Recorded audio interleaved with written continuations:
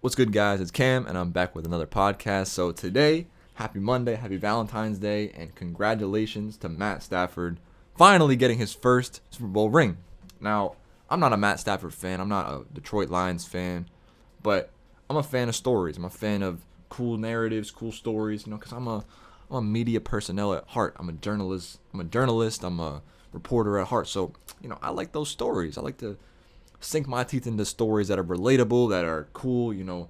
So let me tell you a bit about Matt Stafford before I get into this podcast. So when he was drafted, he was recruited as the number one quarterback in all of college sports, in all of America, all American quarterback type, and was placed in a bit of a purgatory, in a bit of a holding cell. That's how I feel about it. I feel like Matt Stafford's time in Detroit was a bit of a holding cell, purgatory type period.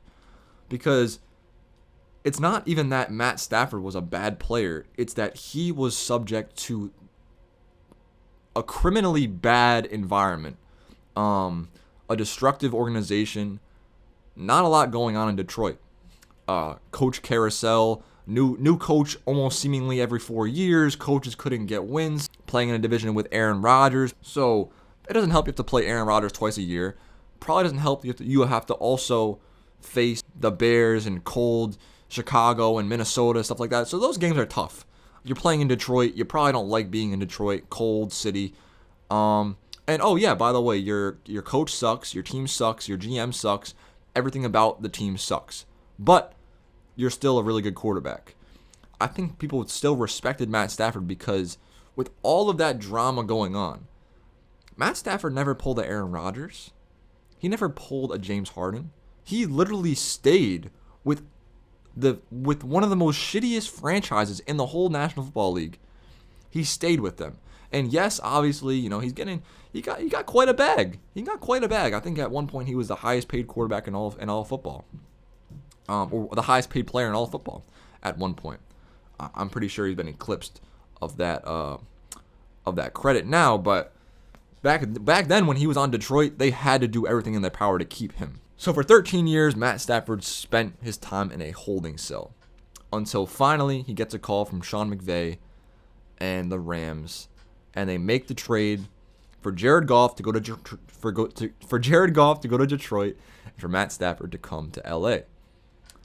Now, for Jared Goff, I think since the draft we had always had doubts about him, about his talent, his leadership, most importantly, and how well he can do some things off script. Because Sean McVay, you'll notice that Sean McVay is one of the smartest coaches in the NFL, also one of the youngest, which could be for another podcast when I discuss this. But Jared Goff seemed like he was a system quarterback, and if the system failed, he's not going to ad lib, he's not going to do anything off the cuff.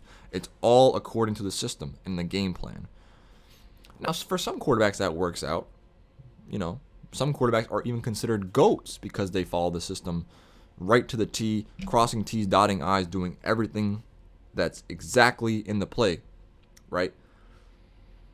So now Jared Goff goes to Detroit, and now he's probably going to be out of the NFL in 2 years, 3 years' time. I do not see Jared Goff doing anything but sucking for the next few years until he decides to retire or until the Detroit Lions decide to give him up.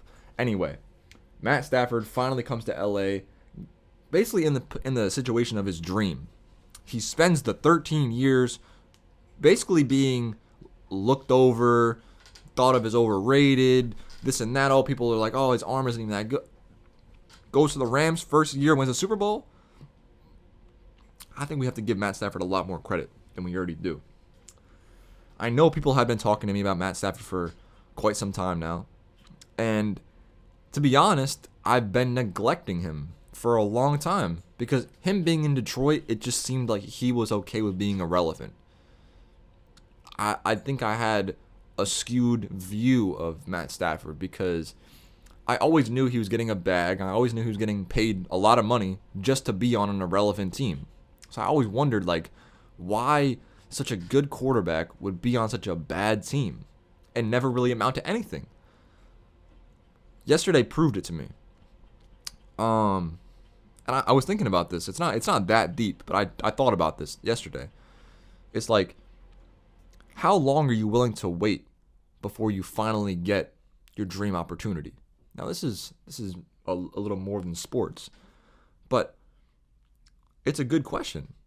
How long are you willing to wait, sacrifice, and how long are you willing to do your job before you get the recognition and the dream that you had dreamed of since you were a kid?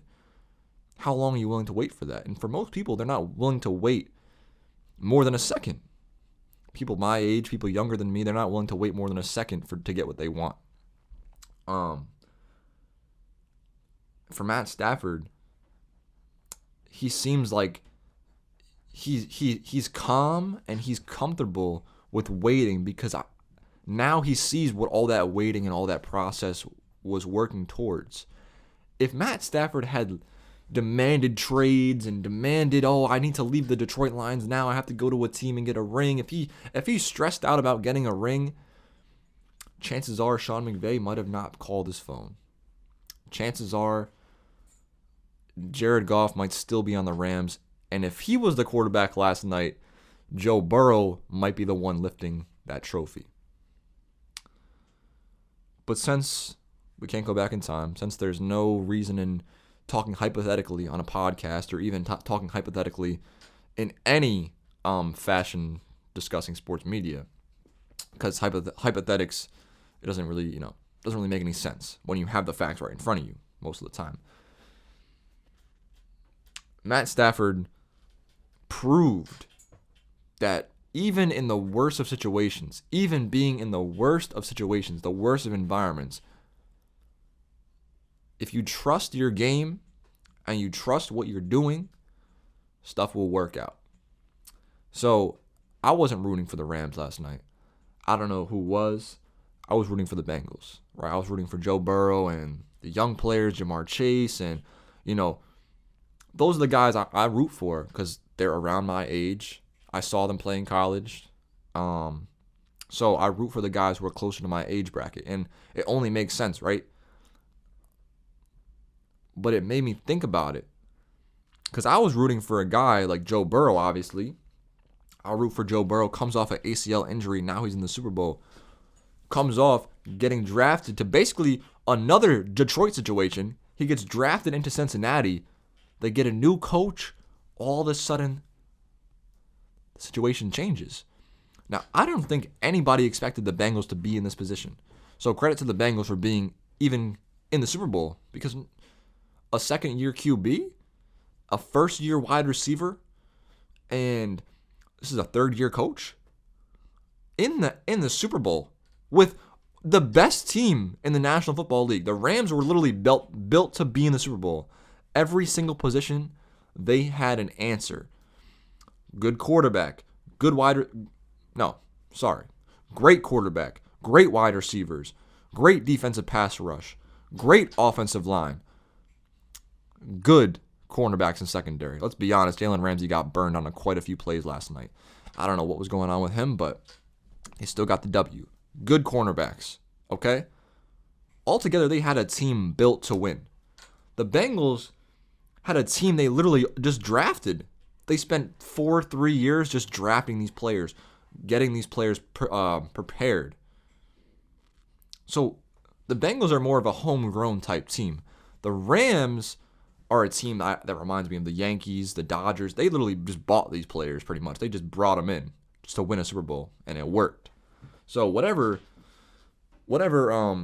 theory or practice you want to be a part of, whether it's remaining a homegrown type team or just go out and buy the best players, chances are you'll probably be better off just buying the best players and winning Super Bowl. Let's be honest.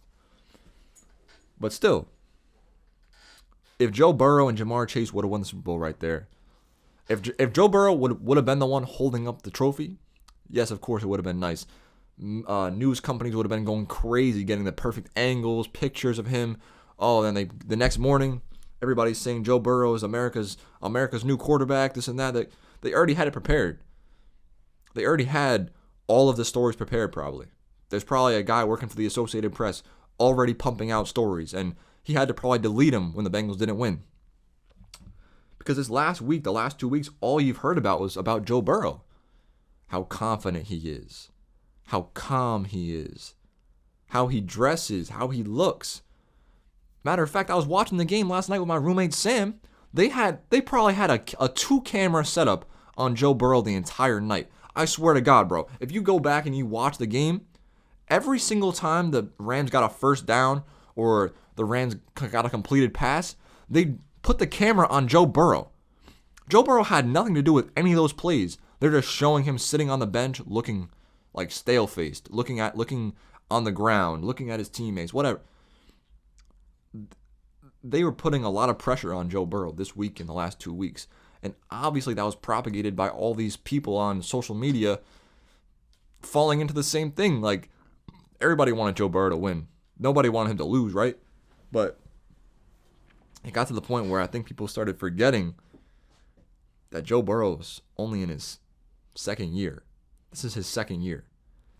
And Matt Stafford has been in the league for probably longer than most people have been alive on TikTok or Instagram, right? Matt Stafford's been in the league for 14 years, 13 years. And he didn't spend those years in glamorous LA or, New England or these good situations, right? He spent it in Detroit. Probably the worst situation you possibly could be in if you're a quarterback or if you're a player who considers themselves a good player. But now Matt Stafford can sit back and look back on all that time spent in Detroit. And whether he thinks it's useful or not, whether he thinks that he could have done it differently, maybe he thinks he'd just rather go to the Rams, but he can look back on those times and really reflect. Because he was down bad in Detroit. Now he's up. Now he has a Super Bowl. So I feel like it's just a matter of how long you're willing to wait for your dreams to come true.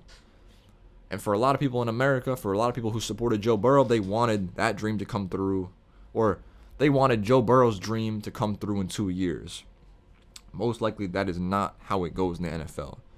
It's crazy that Joe Burrow was even in the Super Bowl. It's crazy he was even in there. A lot of time, your dream is not going to come like that. Your dream, whatever you want, is not going to come like that without having to go through stuff. And let me not get it twisted. Joe Burrow had a torn ACL last year. Literally tore his ACL. And now he's in the Super Bowl. So for both quarterbacks, for both teams, they have a lot of baggage and they have a lot of reason to be here. And a lot of reason to either feel really happy they won or, they're just proud of themselves they got to this point. Because 5 years ago, we considered the Bengals a laughingstock. Let's be honest. Nobody in any sane mindset would consider the Bengals to be a good team. They were not a good team. They were the same thing as Detroit. These two teams were the same thing 6 years ago. Let's not forget it. 6 years ago, 7 years ago, these are the same teams. The Bengals were able to turn around their franchise so quickly with a few good draft picks here and there, mixed with a good coach that fit the system. They have a lot of promise. And honestly, people talk about the Ravens, Steelers, Browns. Fuck them.